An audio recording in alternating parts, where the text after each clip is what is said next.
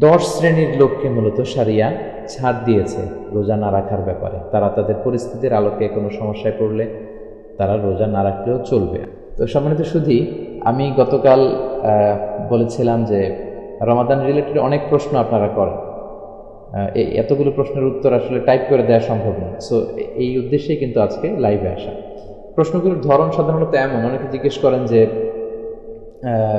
শেখ আমি অসুস্থ, আমি এই সমস্যায় আছি, ওই সমস্যায় আছি, আমি রোজা না রাখলে কি চলবে? তো এই বিষয়টা নিয়ে আমরা আলোচনা করব যে কাদের ব্যাপারে শারিয়া রোজা না রাখার ছাড় দিয়েছে, আপনি রোজা না রাখলেও চলবে কোন পরিস্থিতিতে, এ ব্যাপারে প্রথম পয়েন্টে আমরা শুনব।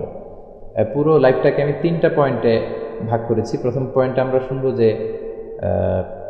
Those who are exempted from fasting, যাদেরকে রোজা না রাখার ব্যাপারে ছাড় দেওয়া হয়েছে তারা কারা কারা এই সুযোগটা পাবে। দ্বিতীয় পয়েন্টে আমি বলবো যে causes that make fasting null and void, কী কী কাজ করলে আপনার রোজা ভেঙে যাবে। অনেকে জিজ্ঞেস করে, হুজুর আমি এমনটা হয়েছে, শেখ আমার এমনটা হয়েছিল, আমার রোজা কি ভেঙে যাবে? তো কি করলে আসলে আপনার রোজা ভেঙে যায়, দ্বিতীয় পয়েন্টে আমরা এটা নিয়ে কথা বলবো। আর সবশেষে আমরা বলবো যে things or actions that don't break fasting, কিছু কাজ আছে যেগুলো করলে আসলে রোজা ভাঙে না। অনেকে বলে যে এটা করলে রোজা ভাঙবে কিনা, কিছু কিছু বিষয় আছে দৈনন্দিন, এগুলো নিয়ে আমরা আসলে কনফিউশনে থাকি, কিন্তু আসলে এগুলোতে রোজা ভাঙে না। এই 3টা পয়েন্টে কথা যখন আমি শেষ করব, তারপরে আপনাদের প্রশ্নগুলো আমি দেখব এবং যতটুকু সুযোগ হয় উত্তর দেওয়ার চেষ্টা করব।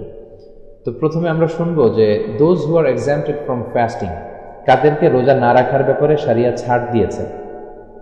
আল্লাহ বলছেন ফামান শাহিদা মিনকুমুশ শাহরা ফালিয়াসুম, যারা এই রমাদান মাস পায় তারা যেন রোজা রাখে, দে শুড ফাস্ট।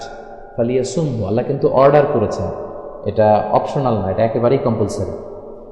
তো কিছু লোককে আবার ছাড় দেওয়া হয়েছে তাদের পরিস্থিতির কারণে। তারা কারা এবং কোন পরিস্থিতিতে পড়লে আপনি রোজা ভাঙতে পারবেন, শুরুতে আমরা এটা নিয়ে কথা বলি। 10 শ্রেণীর লোককে মূলত শারিয়া ছাড় দিয়েছে রোজা না রাখার ব্যাপারে। তারা তাদের পরিস্থিতির আলোকে কোনো সমস্যায় পড়লে তারা রোজা না রাখলেও চলবে। আগে আমরা এই বিষয়ে শুনি। প্রথমত হচ্ছে সবি, মানে হচ্ছে চিলড্রেন, শিশুরা তাদেরকে রোজা রাখার ব্যাপারে না রাখার ব্যাপারে ছাড় দেওয়া হয়েছে। তবে শিশুদেরকে উৎসাহিত করা উচিত।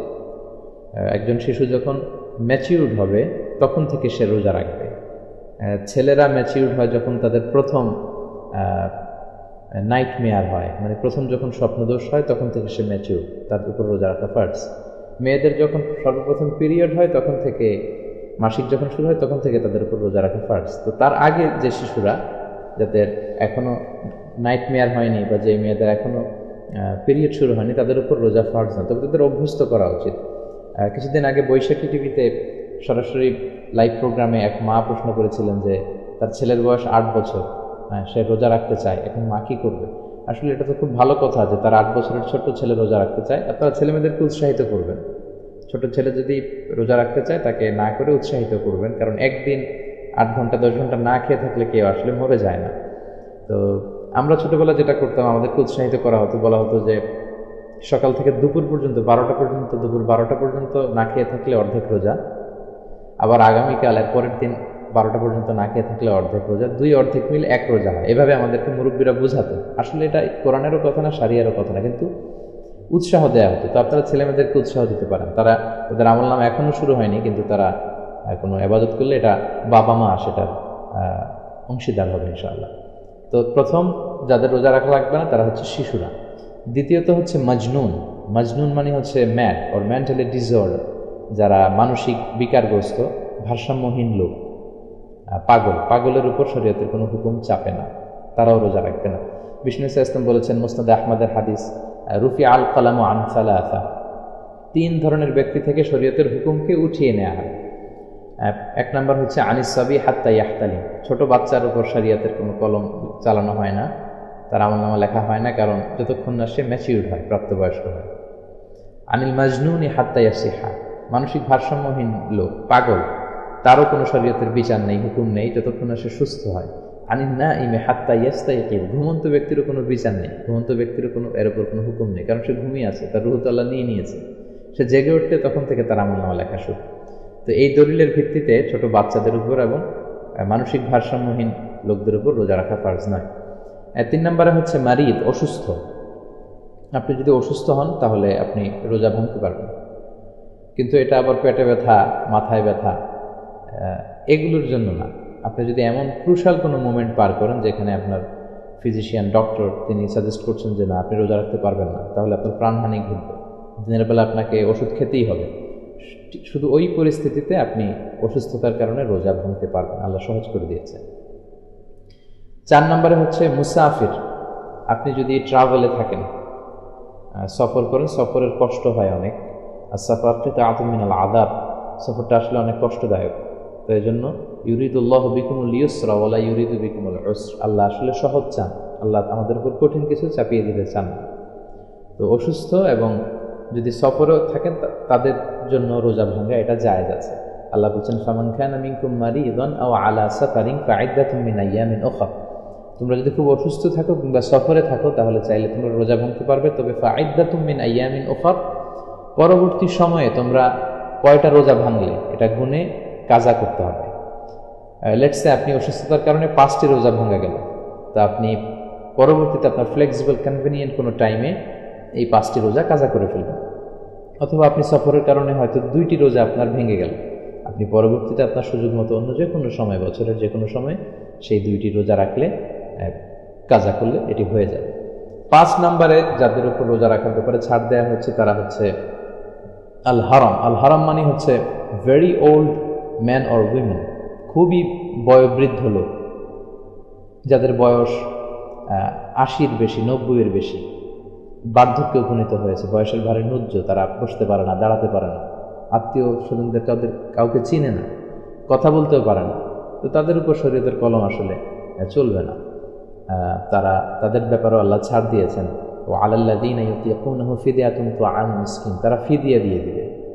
অথবা এমন দুরারোগ্য ব্যাধিতে আক্রান্ত, লেটসে ক্যান্সার হয়েছে, বা তা থেকে আর সুস্থ হওয়ার কোনো সুযোগ নেই, পরে যে কাজা করবে তারও সুযোগ নেই, তবে এত বয়স তার রোজা রাখার বিষয়টা তার সাথে যায় না আসলে, তখন তারা ফিদিয়া দিবে।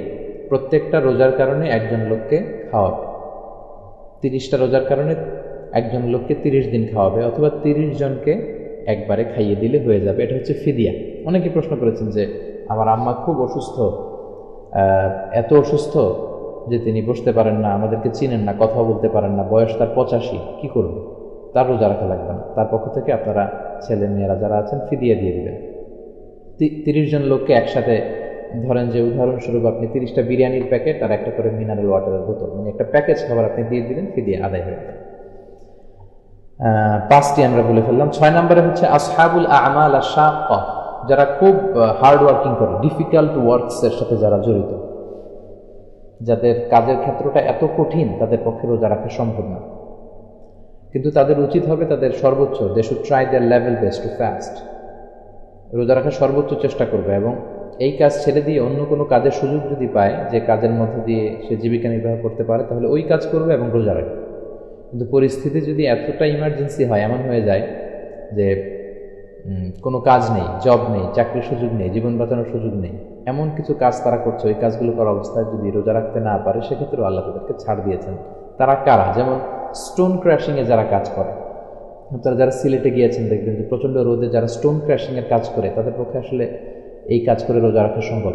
এরপর rickshaw pooling during the summer time, প্রচণ্ড গরমে চৈত্র মাসে যদি কেউ রিক্সা চালায় এবং এই কাজ ছাড়া যদি তার অন্য কাজের সুযোগ না থাকে, এবং রাত্রিবেলা শুধু রিক্সা চালিয়ে যদি তার জীবিকা না চলে, দিনের বেলাও যদি চালাতে হয় রৌদ্রের মধ্যে দিয়ে, তাহলে সে চাইলে যদি রোজা রাখতে নাই পারেন তাহলে ভাঙতে পারবেন, কিন্তু পরবর্তীতে তিনি কাজা করে নিতে হবে।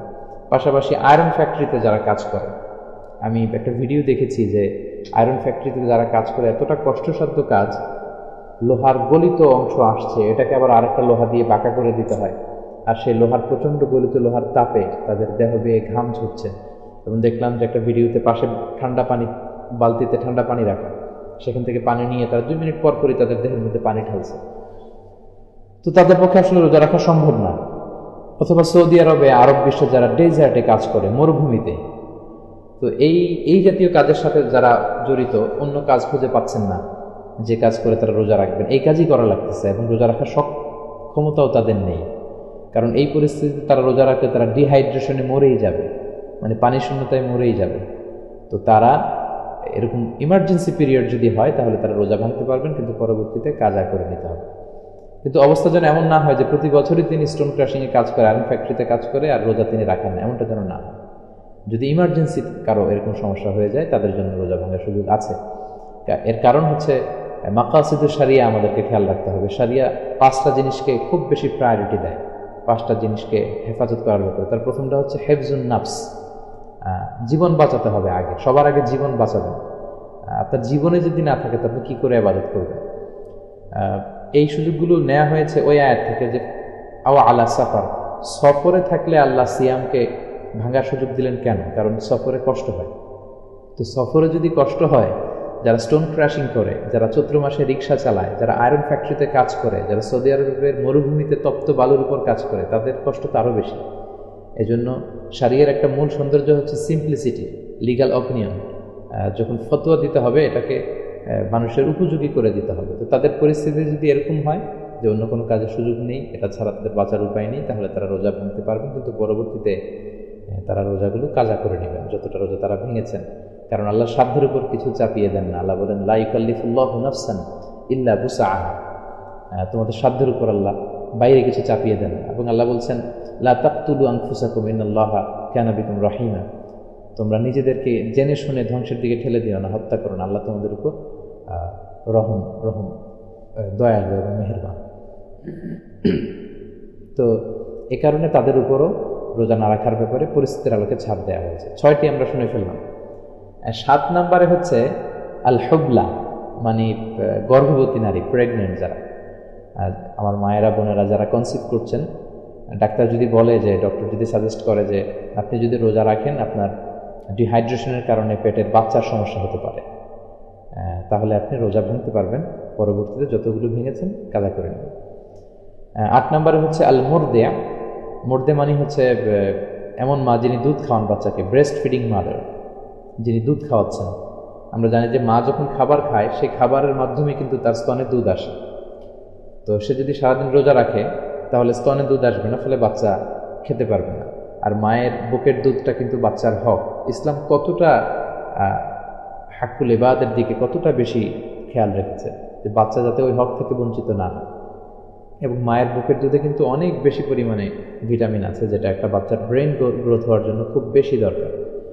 মায়ের বুকের দুধ খেতে না পারলে ওই বাচ্চারা ইনফিরিয়রিটি কমপ্লেক্সে ভোগে, একটা হীনমন্যতায়, একটা সিকিউর ফিল করে তারা। তো এই জন্য যারা আলমোর দিয়ে বাচ্চাকে দুধ খাওয়াচ্ছেন যে মায়েরা, তাদের যদি এরকম হয় যে তাদের দুধ আসছে না বুকে না খাওয়ার কারণে, তাহলে তারা চাইলে রোজা ভাঙতে পারবেন, পরবর্তীতে কাজা করে নেবেন। বিষ্ণু ইসা ইসলাম আবু দাউদ এবং তিরমিজির হাদিস বিষ্ণু ইসা ইসলাম ইরশাদ করেন ইন্নাল্লাহা ওয়াদা আনিল হুবলা ওয়াল মুরদি'i আস-সাওম, নিশ্চয় আল্লাহ তাআলা গর্ভবতী নারী এবং দুধ খাওয়াচ্ছে বুকের দুধ এরকম মায়ের জন্য রোজাকে আল্লাহ ছাড় দিয়েছেন, তবে তারা পরবর্তীতে কাজা করে চলবে ইনশাআল্লাহ। 8টি বলে ফেললাম। 9 নম্বরে হচ্ছে যেই মায়েদের বোনদের পিরিয়ড চলছে, আল হায়েজ, মেনস্ট্রুয়েশনাল পিরিয়ড যাদের চলছে, তাদের মাসিক একটা ব্লিডিং হয়, তো ব্লিডিং অবস্থায় আসলে রোজা রাখা যায় না, তারা রোজা রাখবেন না, পরবর্তীতে তারা রোজাগুলো কাজা করবেন। সর্বশেষ 10 নম্বরে হচ্ছে আননিফাস। আননিফাস মানে হচ্ছে পোস্টপার্টাম পিরিয়ড, মানে আফটার ডেলিভারি পিরিয়ড। বাচ্চা ডেলিভারি করার পরেও একটা ব্লিডিং হয়, এটাকে নিফাস বলে। তখনও তারা রোজা রাখতে পারবেন না, তারা পরবর্তীতে আদায় করে নেবেন। মা আয়েশার বর্ণনায় তিরমিজিতে একটা হাদিস এসেছে, মা আয়েশা বলতেন যে কুন্না নাহিদ ফি আহদি রাসূলিল্লাহ তুম্মা নাতফুর, আমরা রাসূলের যুগে যখন পিরিয়ড হতো, আমাদের মাসিক হতো, তখন আমরা রোজাও রাখতাম না, নামাজও পড়তাম না। তো পরবর্তীতে রাসূল সাল্লাল্লাহু আলাইহি ওয়াসাল্লাম নামাজ কাজা করতে বলেননি, শুধু রোজা কাজা করতে বলেছেন। তো মায়েদের বোনদের পিরিয়ড যখন হয় তখন আপনারা রোজাও রাখবেন না, নামাজও করবেন না, নামাজগুলো আর কাজা করা লাগবে না, কিন্তু সিয়াম, রোজা যেগুলো ভাঙা পড়লো কিন্তু কাজা করা লাগবে। তো এই 10 শ্রেণীর লোকদের জন্য they got the exemption from fasting based on the Sharia perspective. Shahriar দৃষ্টিকোণ থেকে যদি আমরা বিচার করি তাহলে এই 10 শ্রেণীর লোক তারা রোজা না রাখার ব্যাপারে ছাড় পেয়েছেন পরিস্থিতির আলোকে। আশা করি এই পয়েন্টটি আপনারা বুঝতে পেরেছেন।